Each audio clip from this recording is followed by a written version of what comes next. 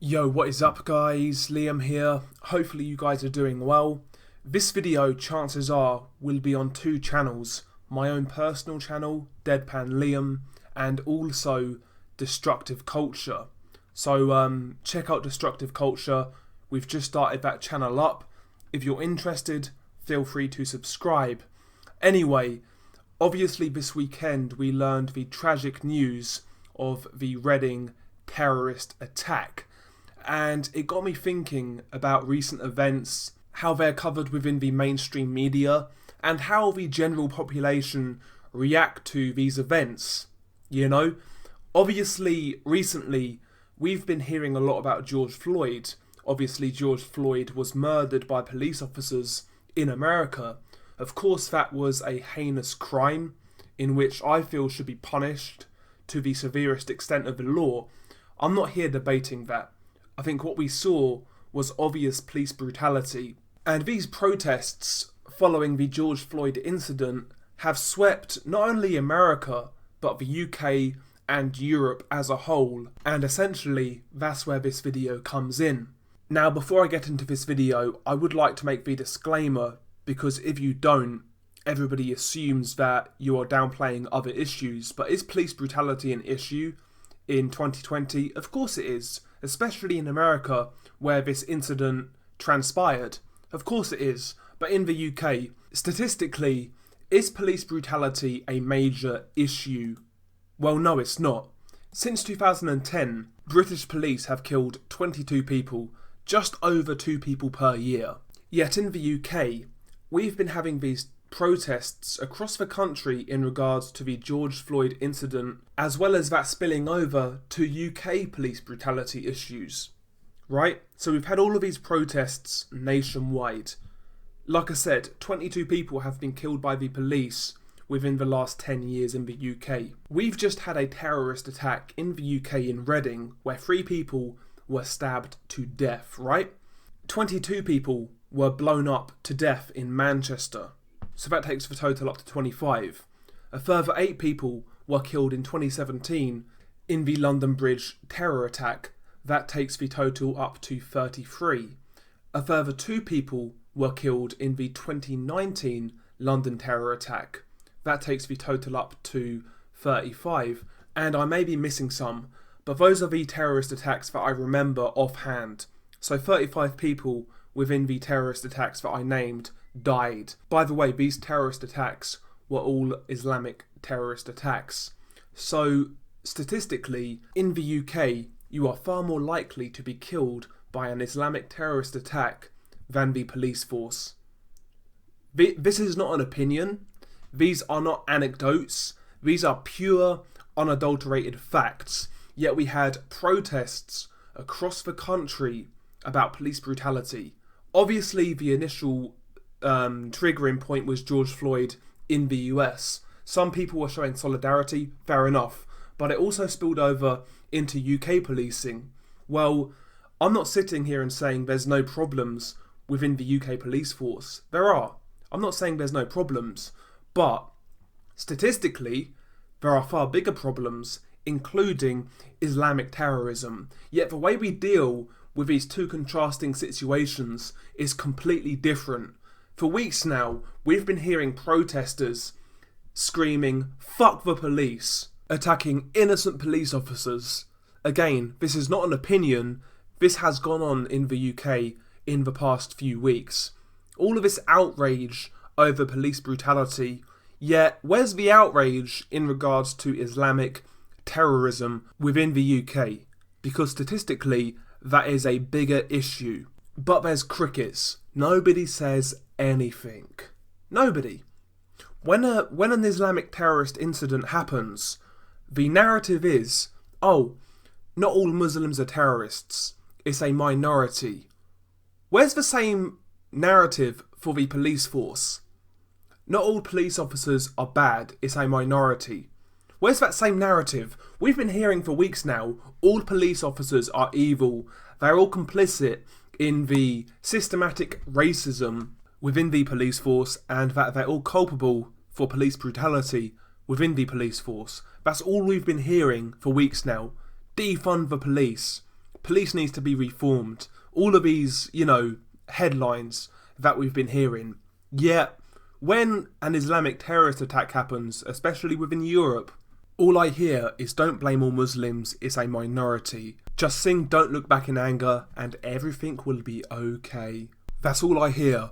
Yet with the police force, everybody's out here baying for their blood. And the mainstream media fuel this narrative. Yet they're quiet in regards to terrorism within the UK and in Europe in general. When it comes down to that, it's be tolerant, don't look back in anger, not all Muslims are terrorists, etc., etc. The way they deal with these two subjects are completely different, despite the other one being a bigger threat than police brutality. Again, this is not an opinion, this is a fact. If facts hurt your feelings, then listen, at the end of the day, that's on you, that's not on me. I'm tired of the double standards in how these stories are covered. Like I said, I will spell it out again for those sensitive people out there. Is police brutality an issue in the world? Yes, especially in America. Even in the UK, there have been instances of questionable actions by the police. For example, you can go back to 2005 and, look at the shooting with Jean-Paul de Jimenez, the Brazilian. He was shot in the aftermath of the 2005 London terrorist attack. So listen, police brutality and fatal police mistakes do happen in the UK. I'm not sitting here saying it doesn't exist, because that would be a lie. I'm not saying that, and I'm not saying that that issue should not be tackled. But one of these issues is far bigger than the other, yet the media and the general population have far more energy to the lesser issue. The lesser issue by pure, unadulterated statistics.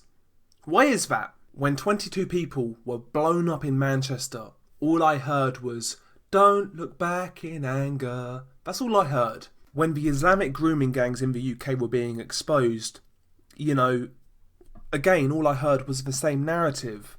I mean, we had a Labour MP in the UK who said this, and this is not a lie, this is a quote. Naz Shah, she is a Labour MP, and she said to the grooming gang victims, just be quiet for the sake of diversity. That's not a made up quote, that's a fact. That's what she said in regards to the grooming gang victims, who were all white British girls. They were Islamic groomists and they groomed white British girls. Yet the coverage that story got, while it was covered in the end, it was nowhere near to the extent of what's going on now.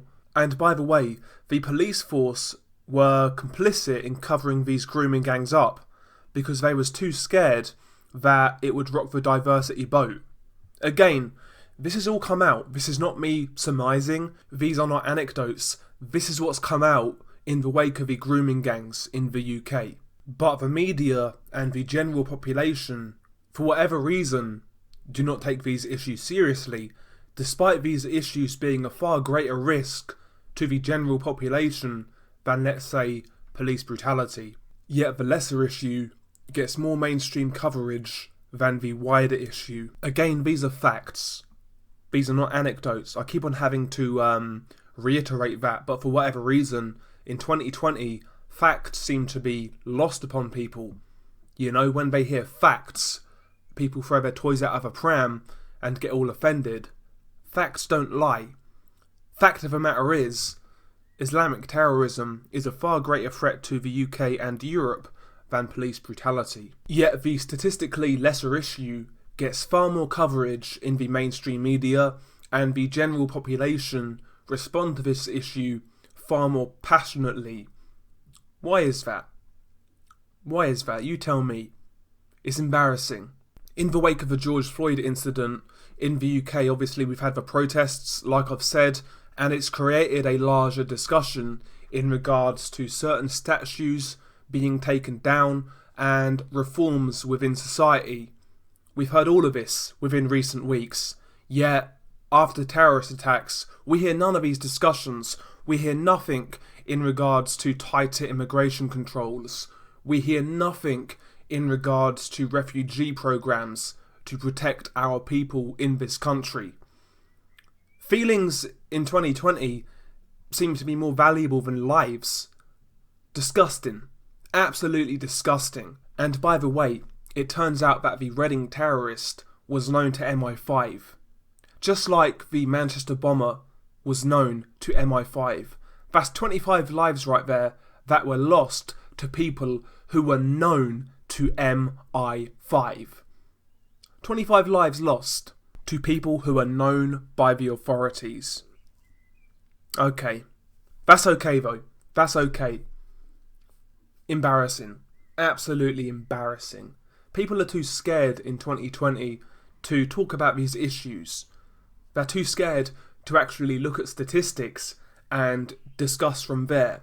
Forget innocent people's lives because we might hurt somebody's feelings.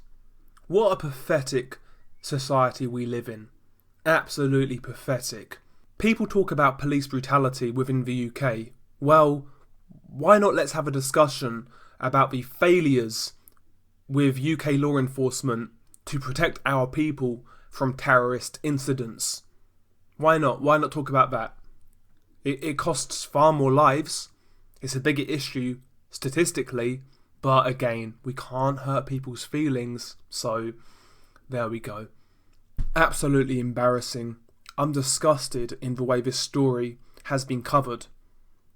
I'm disgusted in the double standards within the UK media and the general population at large.